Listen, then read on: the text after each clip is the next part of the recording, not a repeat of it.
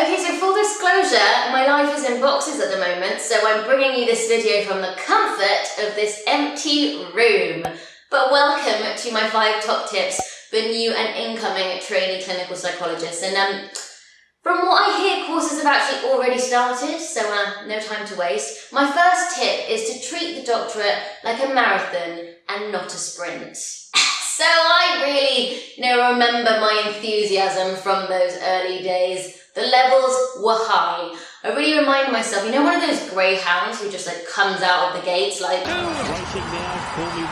just wanted to do it all. And I think when you start the doctorate, you'll realise there are so many opportunities for extracurricular activity. You can get involved in groups via the uni. There's lots of extra stuff that you can do in placement. And I just wanted to say yes to everything. And that's fantastic. This isn't about diminishing one's enthusiasm because it's an exciting time. We're all excited to be here. But how do we harness that excitement so we can nurture it and it can give us the longevity that we need to sustain us for the full 3 years? Because it's the thing, it is a 3-year course. It's a long time. We don't want to burn ourselves out too early. So what I would say is that it being a 3-year course, you've got many opportunities to get all the learning experiences that you want out of the doctorate. It doesn't need to all happen in the first few months. So pace yourself. Take it easy. Relax. Tip number 2, act like you deserve to be there. So I think what I mean by this is that pretty much every trainee that I've come into contact with, including myself, when they start the doctorate, they have this weird, twisted narrative in their head that they only managed to get a place through some kind of freak accident, that things managed to align perfectly, but it wasn't because of their caliber as an applicant or because of the hard work they put in so far.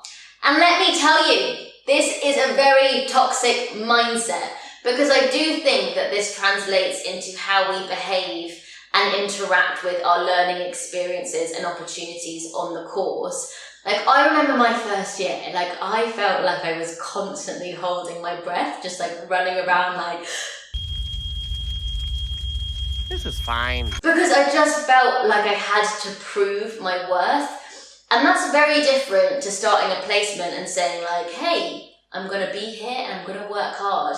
I felt like I was coming in on the back foot, that people were suspicious of me and would be eyeing me up and judging me to see whether I actually deserved to be part of that service at all. And that makes for a very pressured internal experience. But I think on the other hand, I also found that I was cutting myself out of some learning experiences as well, unfortunately. So an example of this, when you first start your placements, often supervisors will give you a choice and they'll say, do you want to lead this piece of work? Shall we do it joint, or would you like to observe me? I always thought this was a test. They're testing me here. And so I would always say I'm going to lead, I'm going to go for it, I've totally got this, absolutely fine, no worries, no support needed. And you know what, that has really taught me a lot about my capacity to do things on the fly when I don't have much experience. But it would have been really nice to be able to just take those opportunities to work collaboratively with people who are far more experienced than I am, and not to put myself through this unnecessary amount of additional pressure. And I think genuinely, I probably only rectified this fully on my last placement where I was working at a learning disability service. And that was the first time that I felt comfortable to be I really don't know anything here. I'm very eager to learn, etc., but knowledge not very expansive. And honestly, it was such a refreshing experience. I felt like I could really genuinely lean into that role as a trainee, because at the end of the day, we are here to learn. We're not expected to be that full, polished clinical psychologist from the beginning. Tip number 3, don't be afraid if you hate it. Oh, I know this is a really fun sponge thing to say, and honestly, I wouldn't say it if it weren't for the fact that I genuinely would have appreciated someone being a little bit more explicit about what appears to be kind of a rite of passage for trainees to just have a period of time or like a particular area of work where they just hate it. They hate it. And, you know, if you've been following this account for a little while, you'll probably know that I've had, you know, a fairly tricky past 6 months, but I'm out on the other side, so thank God for that. But being out on the other side, I feel like I can be a little bit more reflective and objective about some of the factors which contributed to me having such a tricky period. So I think the first is, it's kind of inevitable, because I think for so many of us, we work towards the doctorate for such a long time, and we put it up on this pedestal. It's such a coveted position. It's highly competitive to get into. And I think we just build it up and up and up and up. And so the anticlimax, it's kind of, you can't avoid it really. It's the classic case of expectation versus reality. And the reality is that it's quite hard. It's quite a lot. And I guess that moves me on to my second point quite nicely, that there are things which are very unique to the trainee experience, which are just objectively unpleasant. Like, who enjoys being observed and assessed all the time, like for 3 years? Who would want that? Like, who would want that really? And I think thirdly, for me, because I was so excited to get onto the doctorate, and it's something I really, really wanted, I do think I viewed the profession and the NHS with these like rose-tinted spectacles that I didn't see any flaws. I didn't see them. And then I started working on placements and having more experiences, and you start to see issues. You start seeing kind of systemic problems, and that can be really disheartening. You know, the job is challenging, it's demanding, and I think a lot of us are reassured or motivated by the fact that we're doing good and that we're helping. And I think it can really burst your bubble when you start to see like, oh gosh, there are some problems here. But all of this combined, I know like none of it sounds like a nice thing to go through, and it's not, but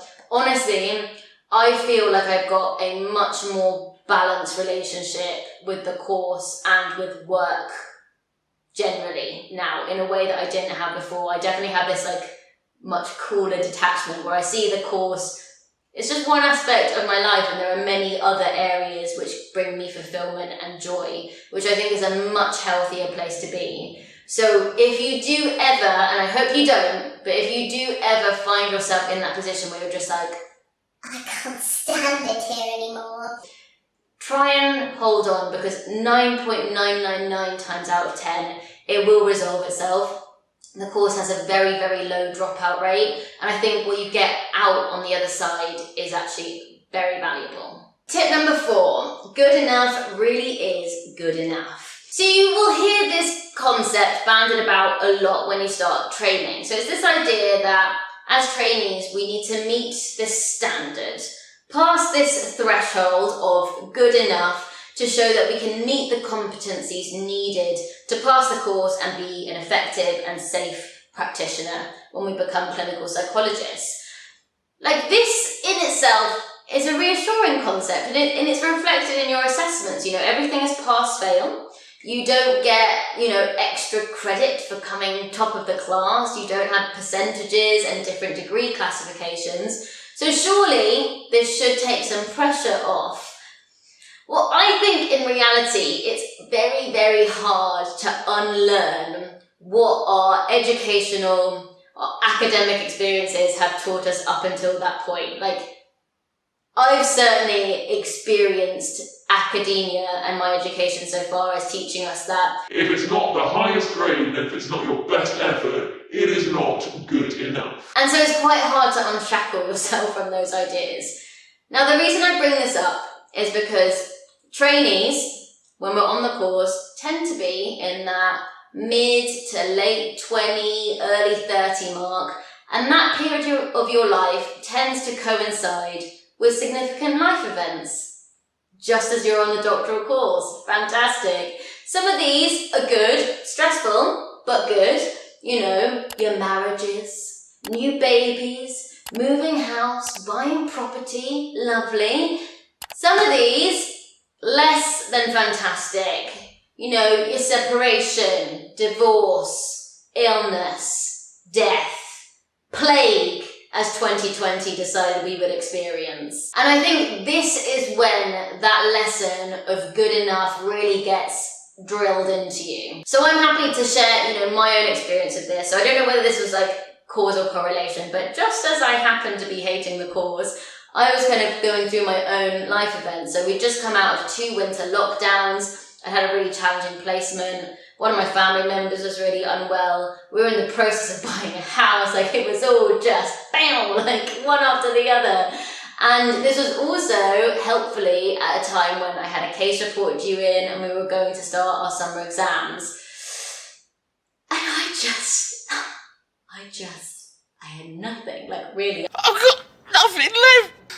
And it's probably a privileged position that genuinely this is probably the first time I've experienced in my like educational career, had that experience of being like, I can't meet my usual standard. Like I've got nothing left to give.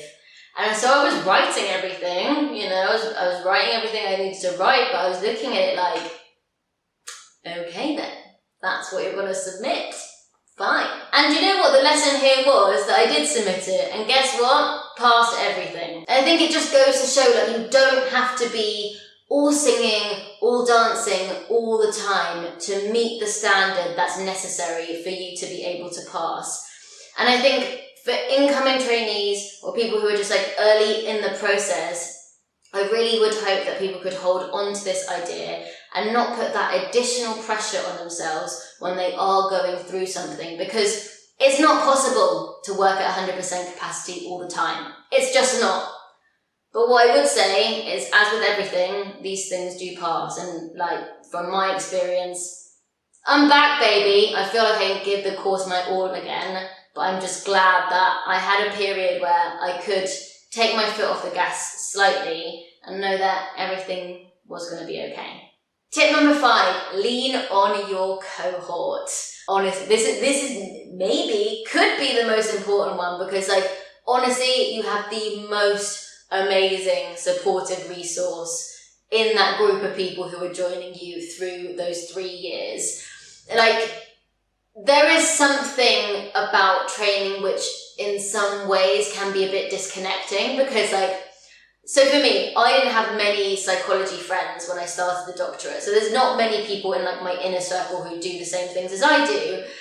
And that's a great thing. Good to have different people in your life, but often they just don't really understand what you do. Like, still to this day, you know, I get asked like, how's the PhD? Or like, when are you breaking up for summer after your master's? Or I might get introduced as like a counsellor or a therapist. And it's like, you know, no hard feelings about that, obviously, but I think when you're feeling a little bit like down about things or stressed, like that also can be quite isolating for people to not really know what you're going through, because the course is like, it's amazing and it's destructive in equal measures. Like, there's just, honestly, it's it's a formative one, and I think there's something about having people that you can go to who will just get it.